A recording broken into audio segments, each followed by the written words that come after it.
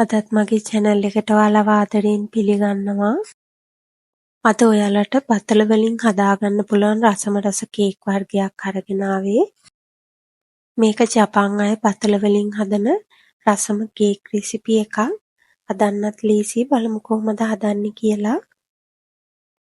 මම මෙතන බතල ග්‍රෑම් 150ක් අරගෙන තියෙනවා. මේක පොඩියට කපාගෙන මම දැන් මේක තම්බ ගන්නවා. ස්ටීම් කරගන්නත් පුළුවන්. ස්ටීම් කරගෙන මේ විදිහට හොඳින් පොඩි කරගන්න.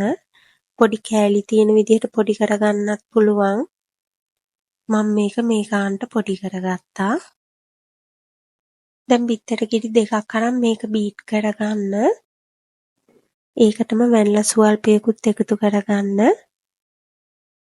මේක බීට් කරගෙන මේ විදිහට පැත්තකින් තියාගන්න.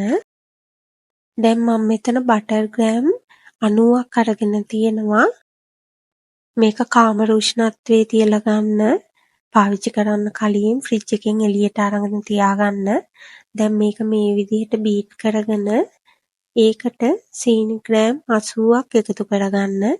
එකතු කරගෙන මේක හොඳින් මේ විදිහට සුදු පාට වෙනකන් සීනි ටික දිය වෙනකන් හොඳින් කලවම් කරගන්න. දැන් ඒකට අපි බීට් කරලා තියපු බිත්තර එකෙන් ටික ටික එකතු කරලා හොඳින් කලවම් කරගන්න. මේක මම 6 පාරකට දාලා කලවම් කරගත්තේ. මේ විදිහට බිත්තර දාපු ගතිය නැති වෙනකම්ම හොඳින් කලවම් කරගන්න ඕන.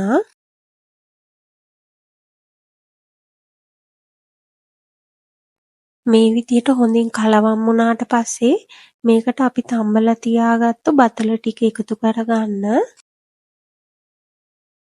බතල ටික එකතු කරගෙන මේක ආයෙත් හොඳින් කලවම් කරගන්න ඕන.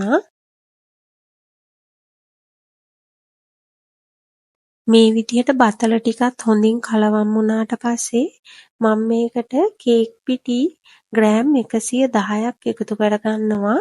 ඒකටම බේකින් පවුඩර් ග්‍රෑම් 3කුත් එකතු කරගන්න. එකතු කරගෙන දැන් මේ ටිකත් හොඳින් කලවම් කරගන්න ඕන. පිටි බෝල නැති වෙන්න හොඳින් මේ ටික කලවම් කරගන්න. අන්තිමට මම මේකට තෙල් ග්‍රෑම් 10ක් එකතු කරගන්නවා. ඔයා තෙල් දාන්න කැමති නැත්නම් ඔයාට පුළුවන් මේකට බටර් ග්‍රෑම් 100ක් එකතු කරගන්න. අපි මුලින් බටර් 90යින් එකතු කරගත්තේ. ඔයාට මේකට 100ක් එකතු කරගන්න පුළුවන්. දැන් තෙල් ටිකක් දාලා හොඳින් කලවම් කරගෙන අන්තිමට මේකට මම තලයට මේස හැඳි එකක් එකතු කරගන්නවා. එකතු කරගෙන ඒකත් හොඳින් කලවම් කරගන්න. දැන් මේ ටික හොඳින් කලවම් වුණාට පස්සේ ඔයාගේ කේක් පුච්චන තැටියට දාගන්න මේ ටික. දාගෙන ඔයාට පුළුවන් මේකට මැද්දෙන් මේ විදිහට පොඩි ඉරක් ඇඳ ගන්න. එතකොට මේක බේක් වෙලා මෙතනින් හොඳට පිපිරිලා එනවා. oven එක සෙල්සියස් අංශක 170 ප්‍රීහීට් කරගෙන විනාඩි 35ත් 40ත් අතර බේක් කරගන්න. මම විනාඩි 35ක් බේක් කරගත්තා.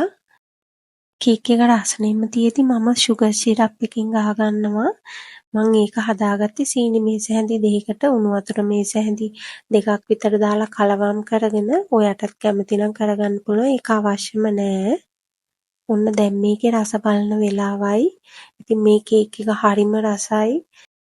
මේක මාරම soft එකට ආව ඔයත් හදලා බලන්නකෝ. මේක හරිම රසයි. බතල දාලා මෙච්චර රසට කේක් හදන්න පුළුවන් වෙයි කියලා මමත් හිතුවේ නෑ. හදලා බලන්නකෝ. ආයෙත් හමු වෙනකන් සුබ දවසක් ඔයාලා හැමෝටම.